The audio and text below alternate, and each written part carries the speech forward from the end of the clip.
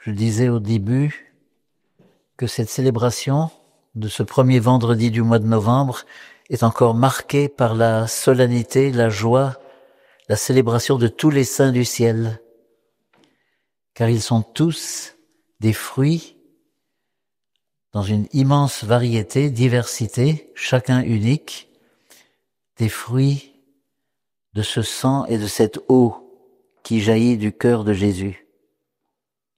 La naissance de l'Église, l'émergence des sacrements, baptême et Eucharistie en particulier. Leur louange, leur adoration éternelle est toute centrée sur ce cœur qui nous révèle la totalité, ce cœur ouvert qui nous révèle la totalité du mystère de la rédemption.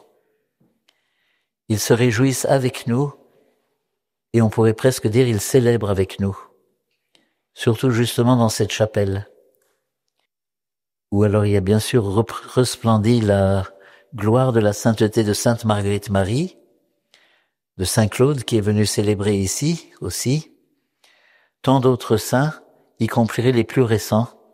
Je pense en 1986 à Saint Jean-Paul II et à Sainte Mère Teresa qui sont passés ici.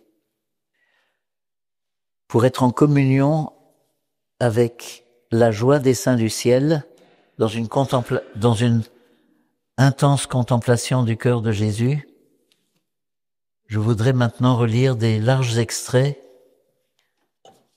de l'Angélus que Jean-Paul II a consacré à la dernière des invocations des litanies du Sacré-Cœur.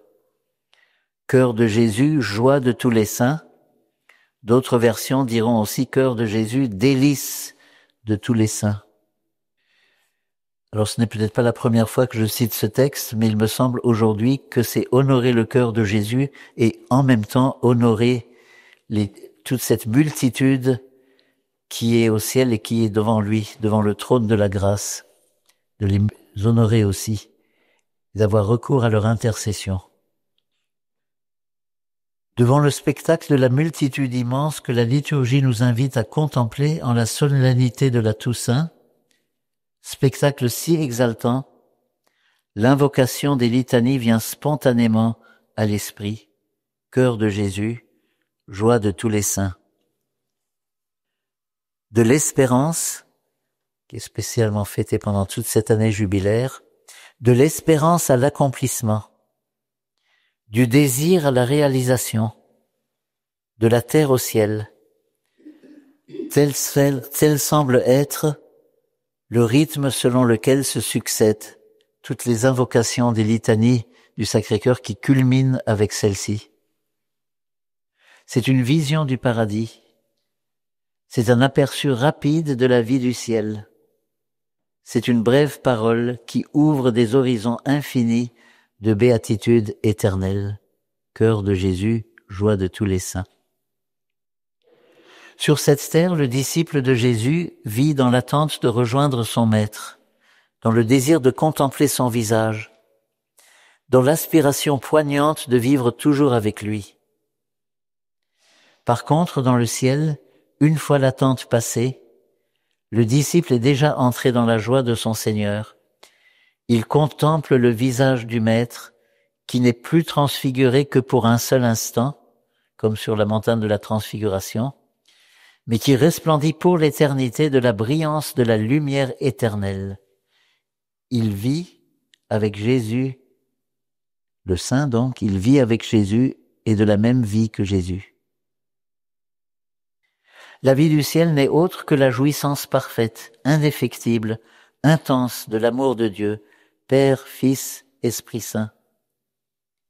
Elle n'est autre que la révélation totale de l'être intime du Christ et la communication complète avec la vie et l'amour qui naissent de son cœur. Dans le ciel, les bienheureux voient tous leurs désirs satisfaits, chaque prophétie réalisée, chaque aspiration au bonheur comblée, chaque envie réalisée. C'est pourquoi le cœur du Christ est la source de la vie d'amour des saints.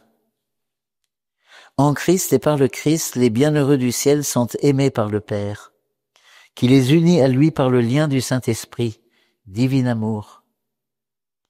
En Christ et par le Christ, ils aiment le Père et les hommes leurs frères, avec l'amour de l'Esprit. Le cœur du Christ est l'espace vital des bienheureux, le lieu où ils demeurent dans l'amour, dont ils tirent une joie éternelle et sans limite.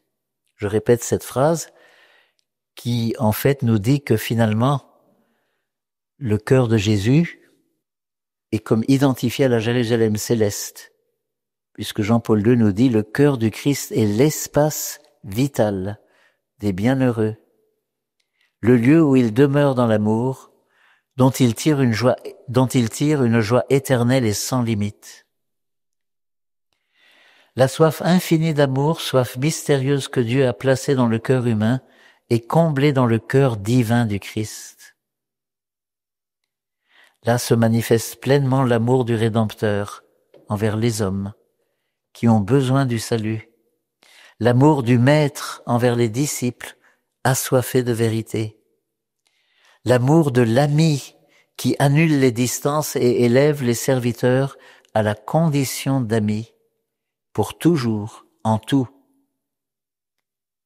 Le désir intense qui s'exprimait sur la terre par le soupir « Viens, Seigneur Jésus », se transforme à présent dans le ciel en tête-à-tête, en possession tranquille, en fusion de vie, du Christ dans les bienheureux, des bienheureux en Christ.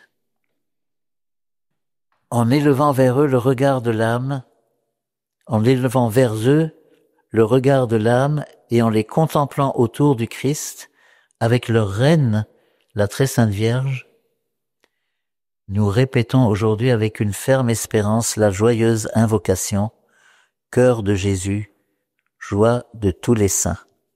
Amen.